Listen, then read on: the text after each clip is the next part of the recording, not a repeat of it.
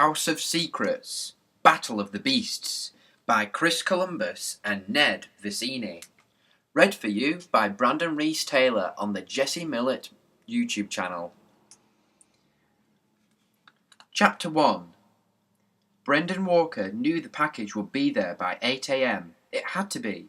He had selected FedEx first overnight on the website. He had confirmed that in his zip code in Seacliff, San Francisco, first overnight meant 8 a.m. He had even woken up continually during the night to hit refresh on the FedEx tracking page. If the package didn't arrive at his house by 8, how could he go to school? "Brendan, get down here!" He turned away from his laptop and went to the trap door that was the only exit out of his room. Sometimes he thought it was strange that his room was actually the attic of a 3-story Victorian-style house, but mostly he thought it was cool. Besides, it was one of the least weird things about his life. He hit the latch. The trapdoor swung away, unfolding into steps that led from the attic to the hallway below. He hopped down and folded the steps back behind him, tucking the rope that hung from the trapdoor inside, so it dangled down several centimeters less than normal. This way, if anybody entered his room while he was at school, he would know. "Brendan, your breakfast is getting cold." He ran towards his mum's voice. In the hallway, Brendan passed the 3 photos of the home's former owners, the Christophs. They had built the place in 1907. Their pictures were faded, overlaid with pastel colours that appeared to have been added years later. Denver Christoph, the father, had a grim face and a square beard. His wife, Eliza May, was pretty and demure. Their daughter, Dahlia, was a cute, innocent-looking baby in the photos, but Brendan knew her by a different name, with a different set of skills. She was the Wind Witch, and she had almost killed him 6 times. Fortunately, she hadn't been a problem for 6 weeks. She was, how would the cops put it, missing and presumed dead, Brendan thought. Brendan's little sister, Eleanor, had used a magical book to banish her to the worst place ever, and they hadn't heard from her since, which meant it was probably time to take down her picture. But whenever Brendan's family brought up that idea, Brendan protested, along with Eleanor and his older sister, Cordelia. "Mum, the house is called Christoph House. You can't take down the pictures of the Christophs," Eleanor had said the other week when Mrs. Walker showed up in the hallway with pliers and putty. Eleanor was 9. She had strong opinions. "But we own the house now, Eleanor. Wasn't it you who suggested that we start calling it Walker House?" "Yeah, but now I think we should respect the original owners," replied Eleanor. "It gives the place historical integrity," Cordelia agreed. She was 3 years older than Brendan, about to turn 16, although she sounded like she was in her 30s. "It's like when they changed the name of a baseball stadium to Billionaire Corporation Field. It's fake." "Fine," Mrs. Walker sighed. "It's your house. I just live here." Mrs. Walker left, allowing the Walker siblings to speak more freely. Just looking at the pictures brought them back to the fantastic adventures they had been on in Christoph House. The certifiably crazy, never talk about them because you'll be put away adventures. The adventures about which Brendan thought, if any of us ever gets married and we tell people the best day of my life was when I got married, we'll be lying, because the best day of our lives was when we got home safe 6 weeks ago. "It really does make sense to keep the Christophs up," Cordelia said. "They're the ones responsible for this whole situation." "What situation?" "The situation where we're rich?" Eleanor asked. It felt weird to say, but it was true.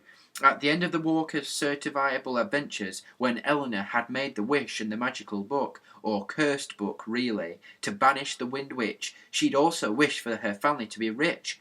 The Walker parents had ended up with $10 million in their saving account as a settlement for Dr. Walker. Now the family was living very comfortably because of it.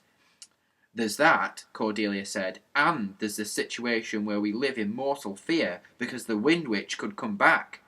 She looked at Denver Christoph's picture, or the Storm King. Brendan shuddered. He didn't like to think about the Storm King, the persona Denver Christoph took for himself after he became a wizard warped by the Book of Doom and Desire. The book, the same book that had given the Walkers their newfound wealth, was blank, but if you wrote a wish on a piece of paper and slipped it inside, the wish came true. As one might imagine, prolonged use of such a magical artifact had terrible effects on the body and mind, and in Denver Christoph's case, had turned him into the monstrous Storm King.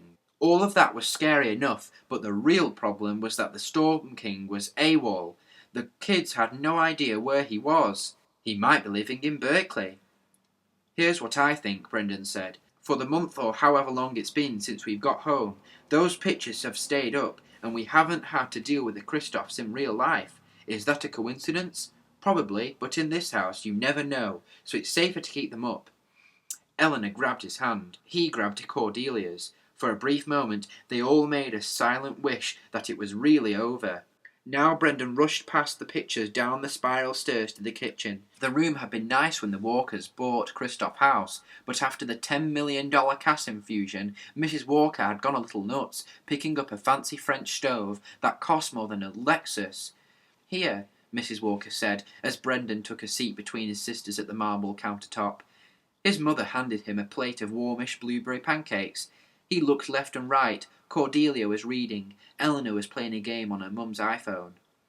Look who decided to wake up, Cordelia said. Yeah, what were you doing up there? Eleanor asked.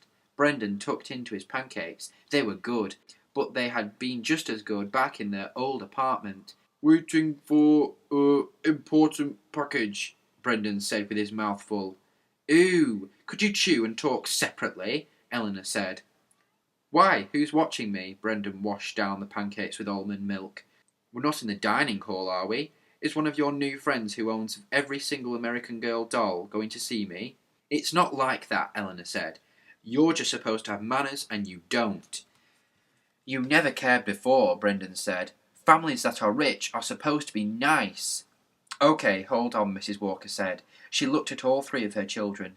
In many ways they appeared the same as they had before the family moved into Christoph House. Spiky-haired Brendan, Cordelia with her fringe over her eyes like a shield, Eleanor with her nose scrunched, ready to take on a challenge, but they all felt different. I don't want to hear you use the R word, Eleanor. I know things have changed since your father's settlement. Where is Dad, anyway? Cordelia asked.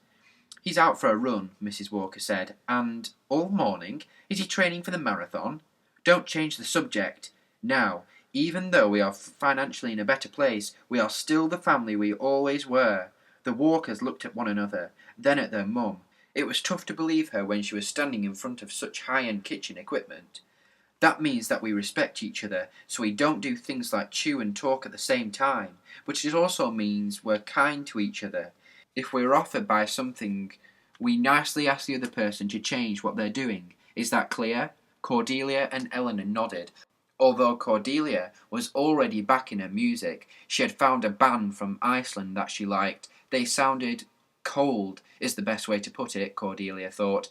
They make the coldest music I've ever heard, and Cordelia liked feeling cold these days, numb. It was one of the only ways she had to deal with the craziness that had happened to her. She could never tell anyone what she'd been through, never write about it or speak about it. It would be better to forget it ever happened, but that wasn't easy, so she tried to distract herself. For instance, she'd had a TV installed in her bedroom. At first it was to keep up with Brendan, who'd had both a TV and a beef jerky dispenser machine installed in his attic, or as Cordelia liked to call it, his not-quite-a-man cave. But it had grown to be a source of comfort for her, along with music, because it allowed her to numb the swirling emotions she had about where she'd been and what she'd done. Reading used to provide that escape for Cordelia, but books were harder for her to enjoy now. Books, after all, were what had gotten her into trouble in the first place. I'm changing, she thought, and I'm not sure it's a good thing. But she couldn't dwell on this now, because Brendan had spotted the FedEx truck outside. Brendan, where are you going? He was tearing out of the kitchen, rushing past the suit of armor in the hallway, under the chandelier, out of the big front doors, into the chilly San Francisco air, down the path that slalomed the gigantic oak trees on the pristine lawn, past the new driveway with Dad's new Ferrari parked in it, all the way to Seacliff Avenue, where the truck was parked by a man in a blue and orange uniform. Brendan Walker? That's me, Brendan said, signing for the package and opening it on the pavement. He pulled out what was inside and gasped.